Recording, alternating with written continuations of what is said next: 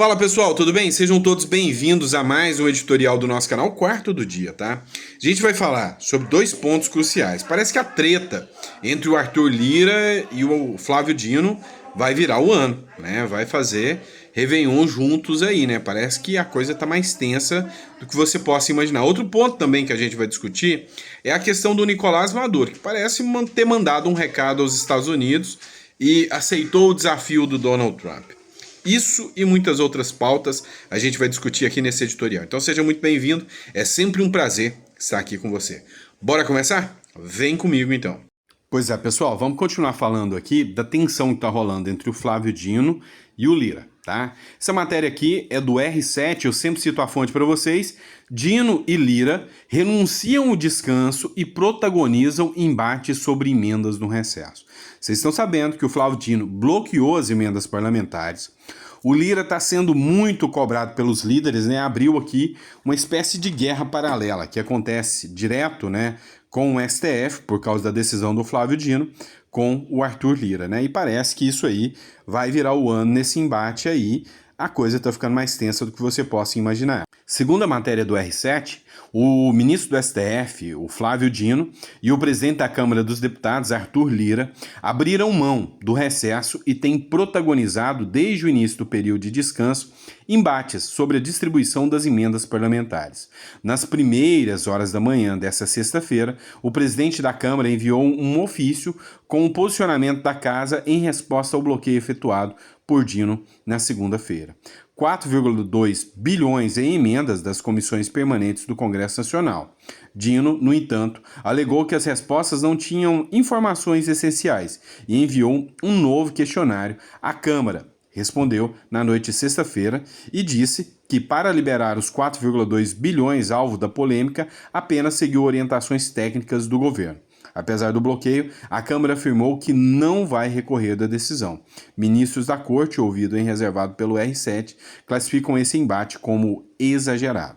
Inclusive, né, por causa dessas emendas parlamentares, o próprio Arthur Lira diz que não vai recorrer da decisão, até porque ele sabe que quem vai decidir no final das contas é o próprio STF. E o problema que nós temos aqui é que a partir dessa briga que aconteceu, há quem diga, né, que o que aconteceu foi que o Arthur Lira virou refém do Supremo Tribunal Federal no que tange essa discussão. Ou seja, o Arthur Lira está, de mãos atadas e não pode recorrer, porque ele sabe que uma que o STF mesmo que vai julgar, outra que ele pode ter alguns problemas também em relação a essas emendas que foram apresentadas.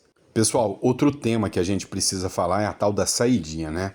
O próprio presidente do Brasil, o Lula, disse que esse assunto da saidinha é um assunto muito especial a ele, que ele, né, foi beneficiário das saidinhas. Você tem que lembrar que ele já foi preso, né, já esteve preso em Curitiba e falava o quanto ele precisava, né, desses momentos da saidinha. Então, para ele é um tema muito especial, é pessoal garantir as saidinhas de preso. E para a maioria dos brasileiros, isso é um escárnio, né? Um abuso contra a maioria dos brasileiros.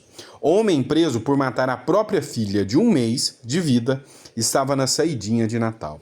Esse assunto repercutiu negativamente na maioria dos jornais. Então, vários jornais discutindo aqui acerca desse absurdo, né? Desse verdadeiro disparate com a cara do cidadão brasileiro, né? Que é uma figura como essa, tirar a vida de uma criança e aí estava lá durante a saidinha, né? E aí tem uma decisão agora recente do judiciário dizendo que não pode a polícia prender, né, as pessoas, tirar de circulação qualquer figura por meramente ter descumprido os requisitos da saidinha, não. Tá? Aí a gente tem um antagonismo aqui com relação à decisão do Daniel Silveira, né? Que por ter ido ao hospital acabou perdendo o direito da liberdade que ele tinha, né? Da liberdade provisória que ele tinha. E aí, né, sem sombra de dúvidas, é absurdo, né? A gente vê a conivência do próprio presidente com a questão das saidinhas. E ainda mais tem os presos de 8 de janeiro, que foram excluídos, mães, né, como aquele caso da Débora, que escreveu Perdeu o Mané com Batom, foram excluídas, né, da saidinha de Natal. Mas uma figura que sai, né, e tem mais uma roleta russa que ninguém sabe quem será a próxima vítima, acaba, né, sofrendo o impacto disso aí. Pessoal, outro tema que a gente precisa discutir, né, é a atuação do governo Lula no combate ao crime organizado. Você lembra que o Lula decretou, né, a Força Nacional, a GLO, no Rio de Janeiro. Olha essa matéria, foi divulgada no Bradock, né, então eu sempre trago a fonte. Força Nacional no Rio de Janeiro. 2 pontos.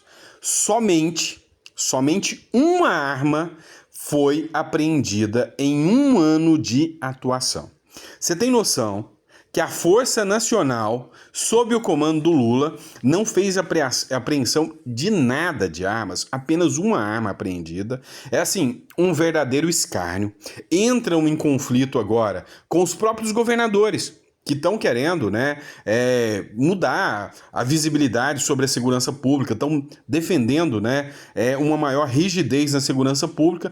Vem o executivo, que é ineficiente, não consegue fazer um trabalho adequado para reduzir a criminalidade, pelo contrário, no Brasil a criminalidade está aumentando e a gente sabe muito bem disso, e aí o efeito prático disso, né, é uma atuação pífia e deplorável que envergonha qualquer cidadão de bem, que envergonha qualquer brasileiro, né? O grande problema do Brasil é a segurança pública. Eu venho batendo em cima dessa tecla, não é de hoje não, há muito tempo eu venho batendo que somente haverá uma solução para o Brasil o dia que a segurança pública for prioridade. Bradock Show. Após 1 ano de atuação da Força Nacional no Rio de Janeiro, o balanço da operação escancara resultados pífios frente ao crime organizado.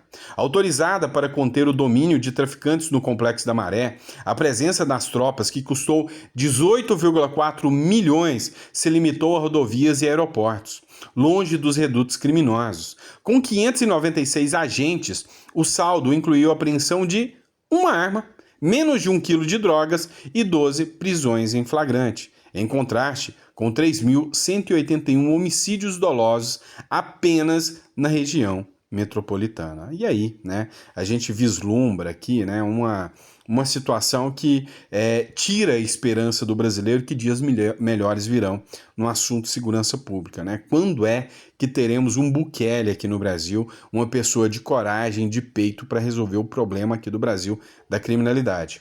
Sem combater o crime organizado, sem combater a criminalidade, jamais, mas absolutamente jamais, né, teremos um país livre da corrupção. Isso é fato, tá? Isso é fato. E aí a gente vê esses resultados, né, pífios aí, né, com a situação que mostra que é bom para inglês ver, né, porque o brasileiro mesmo não se sente nem um pouco seguro no Brasil. Pessoal, vamos falar agora da democracia relativa amiga da esquerda? Olha só essa matéria da Veja. Venezuela. Em ano de alta tensão, Maduro reafirmou, abre aspas, daqui ninguém me tira. Fecha aspas. Vamos lembrar, né, que um dos pontos mais emblemáticos da tal democracia defendida pelo PT foi algo que vai ficar na história do Lula trazendo o Maduro ao Brasil com honras de chefe de Estado, depois de revogar um decreto do Bolsonaro que proibia a entrada do Maduro no Brasil e dizendo que o Maduro é um homem bom. É um facínora, né? É uma figura vergonhosa da América do Sul.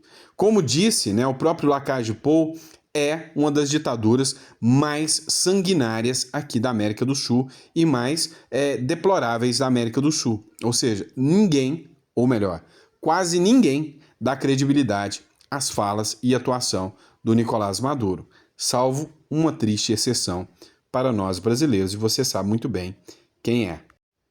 Veja no Instagram, Retrospectiva 2024. Entra ano, sai ano e nada de Nicolás Maduro se desgrudar de seu trono no Palácio de Miraflores, em Caracas, onde se senta lá há mais de uma década. Em 2024, chegou a parecer próximo disso. Pesquisas confiáveis indicavam que o vencedor da eleição presidencial de julho, seu rival, o diplomata aposentado Edmundo Gonçalves, né, tomaria posse. Quando viu a derrota de perto, o ditador venezuelano agiu rápido. Nem bem fechadas as urnas, o Conselho Nacional Eleitoral, controlado por ele, proclamou seu trunfo por 51 a 44% dos votos.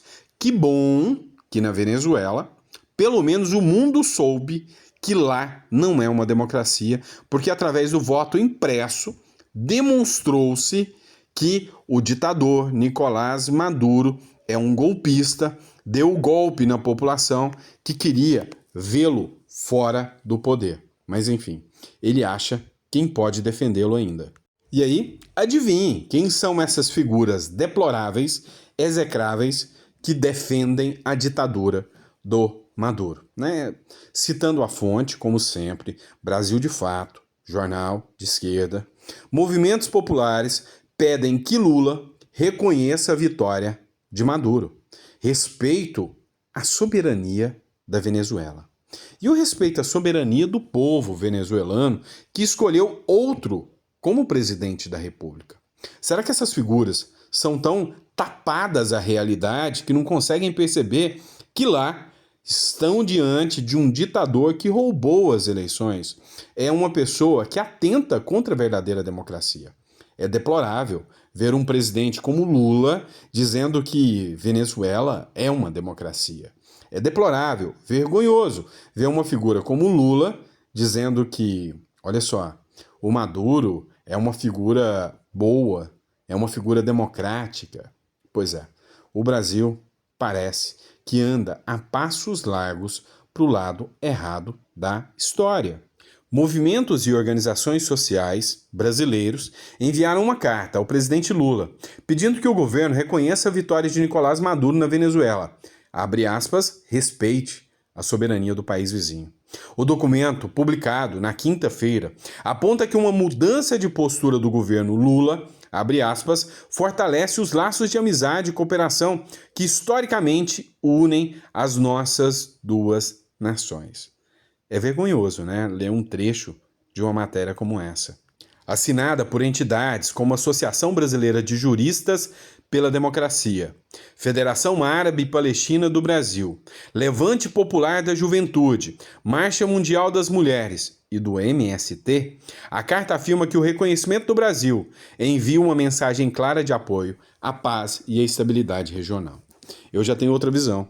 Na minha visão, todas essas entidades e associações deveriam responder por atentado contra a democracia internacional. Sim, defender a ditadura, para mim, não há algo que atente mais contra a democracia do que isso. Mas sabe quando é que o STF ou qualquer outro magistrado vai tomar alguma medida contra uma ação como essa? Nunca. Todo mundo sabe, é nítido, escancarado, que Nicolás Maduro é um déspota, é um criminoso, é, sem sombra de dúvidas, um ditador, mas essas figuras aqui da esquerda podem fazer uma carta contra, né, a soberania do Brasil, a favor da soberania, falsa soberania da Venezuela, porque a soberania prevê o respeito à vontade do povo. Não é o que acontece na soberania, não é o que acontece na Venezuela. Então, se fosse um país sério, essas aqui seriam intimadas em 24 horas para explicar o porquê que eles fizeram essa carta.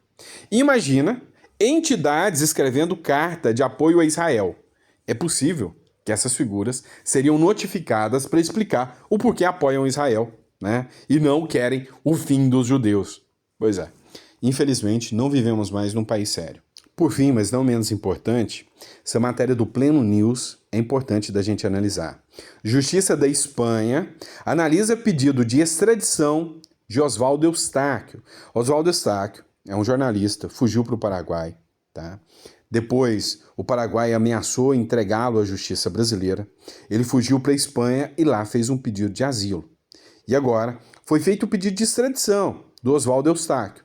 Não é a primeira vez que a justiça brasileira faz um pedido de extradição contra jornalistas brasileiros. É o que aconteceu também com o jornalista Alan dos Santos, onde a justiça brasileira fez um pedido de extradição e o governo norte-americano negou. Lembrando que Alan dos Santos está foragido nos Estados Unidos.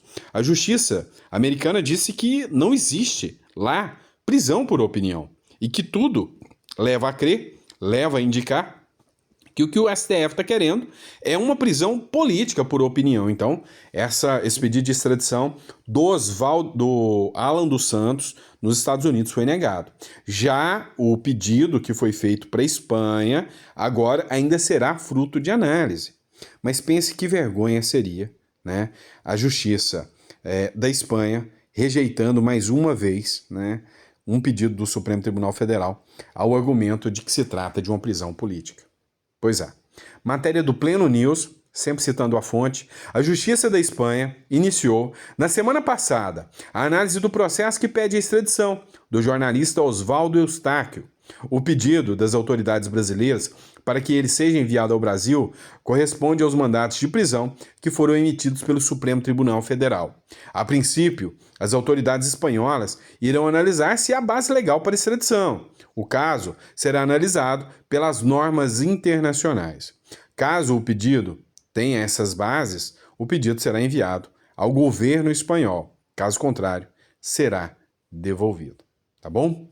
Pessoal, muito obrigado pela compreensão de vocês, pelo apoio de vocês. É sempre bom estar aqui com vocês acompanhando todas as informações.